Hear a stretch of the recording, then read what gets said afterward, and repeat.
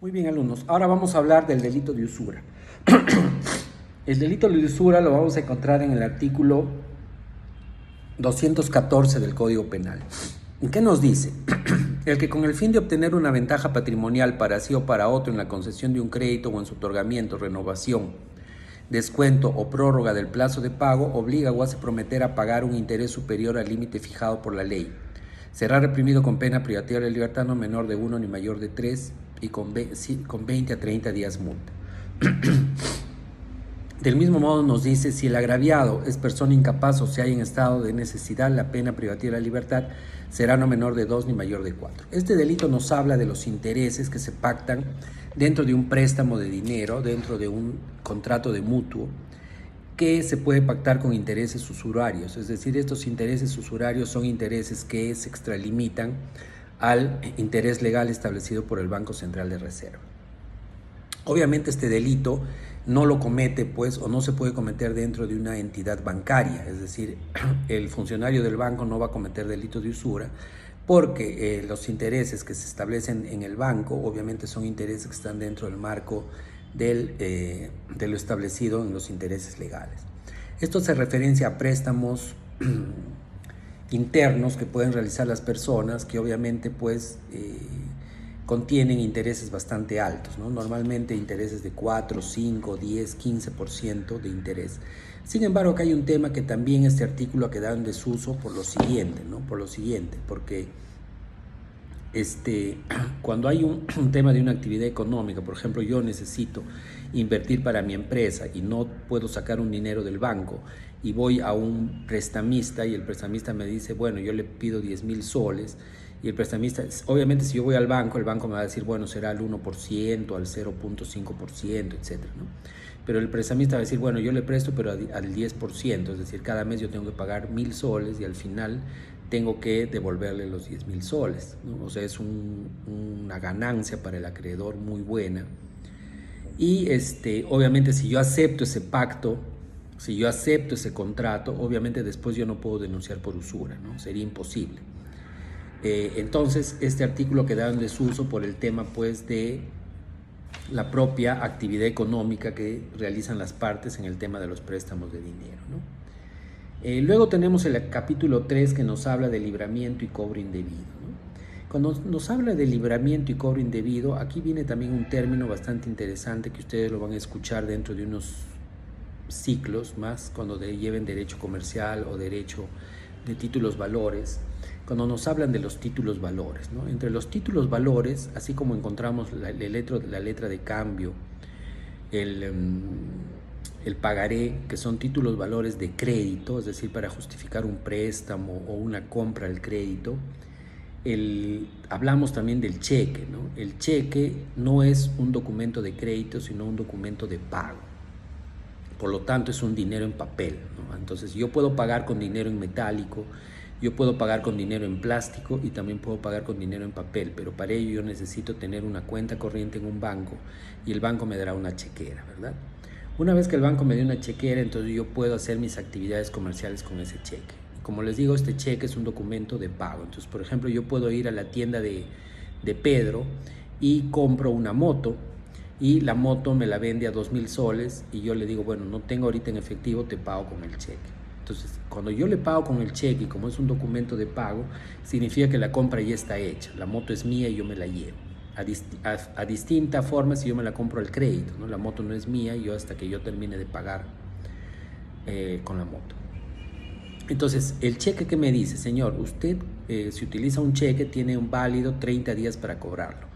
Y yo puedo ese cheque hacerlo efectivo desde el momento mismo que me entregan el cheque, porque obviamente es un documento de pago, ¿no? Entonces, pero ¿qué puede pasar? Puede pasar que en la actividad económica el sujeto activo que tiene el cheque puede realizar varias actividades que son dolosas, ¿no? Por ejemplo, puede girar el cheque sin fondos. A sabiendas que no tengo fondos, yo hago una compra. Entonces, cuando el sujeto va a hacerse el pago del cheque, no le van a pagar porque no hay fondos. O también puede ser que yo no tenga la autorización para sobregirar. Es decir, puede ser que yo tenga una empresa en la cual circula mucho dinero y el banco me va a decir, señor, usted tiene la posibilidad de sobregirarse, es decir, usted aunque no tenga plata en su cuenta corriente, usted puede girar un cheque y nosotros lo vamos a pagar porque nosotros sabemos que usted gira constantemente dinero, ¿no? Entonces yo puedo girar un cheque a pesar que no tengo plata, pero yo sé que pues, si va a la persona que ha vendido la moto, va a ir y le van a pagar el cheque de inmediato, ¿no? Pero yo lo giro a pesar de no tener esa autorización, ¿no? Yo puedo frustrar maliciosamente por cualquier medio el pago. Por ejemplo, lo que yo puedo hacer es giro el cheque, ¿no?, a Pedro y le digo, Pedro, anda, lo vas a cobrar mañana, por favor. Yo salgo de la tienda, inmediatamente me voy a la comisaría y digo, me han robado mi mochila, y en mi mochila tenía mi DNI, tenía mi billetera y tenía mi chequera, y por lo tanto los cheques están robados. Entonces, cuando Pedro va al banco a querer cobrar el cheque, no le van a pagar, ¿no? Le van a decir, señor, usted no puede cobrar este cheque porque este cheque está denunciado por robo, y lo anula. O puede ser que yo, por ejemplo, a sabiendas que cuando van a ir a presentar el cheque para el pago ya no le van a pagar. ¿Por qué? Porque yo cierro mi cuenta corriente, la cierro mi cuenta, pero a pesar de eso tengo la chequera y voy girando cheques, ¿no? Entonces, cuando las personas que tienen los cheques van a ir a cobrar, obviamente nadie les va a pagar, ¿no?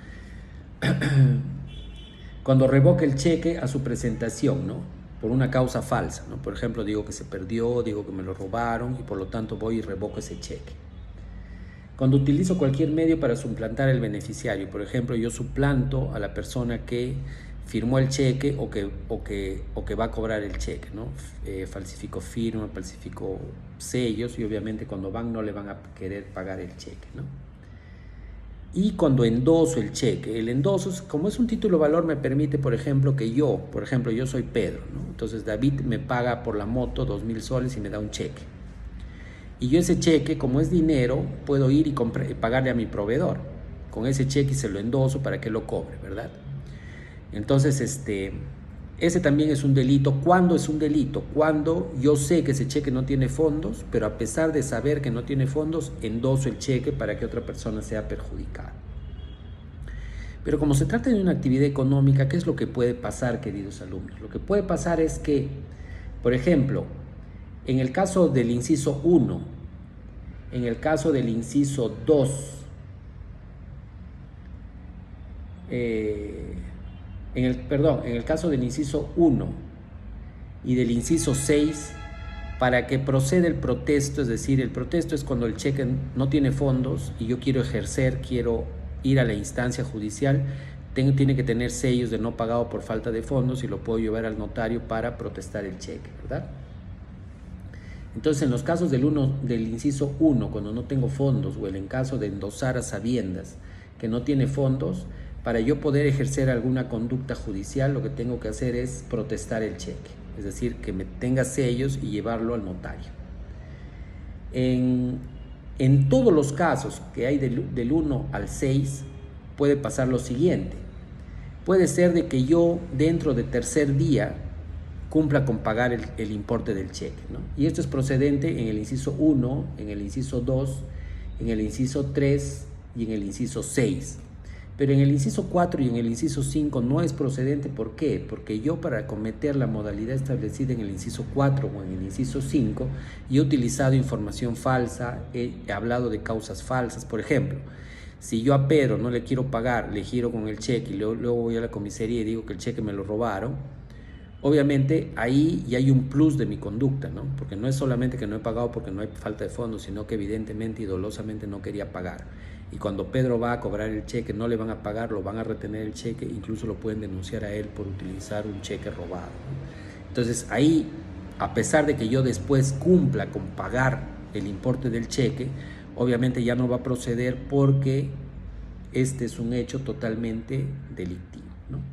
Muy bien, chicos, con esto, por favor, quisiera que ustedes lean, que ustedes vayan revisando, por favor, para poder cotejar con lo que se les está explicando, para ir avanzando el tema del curso. Muy buenos días, gracias.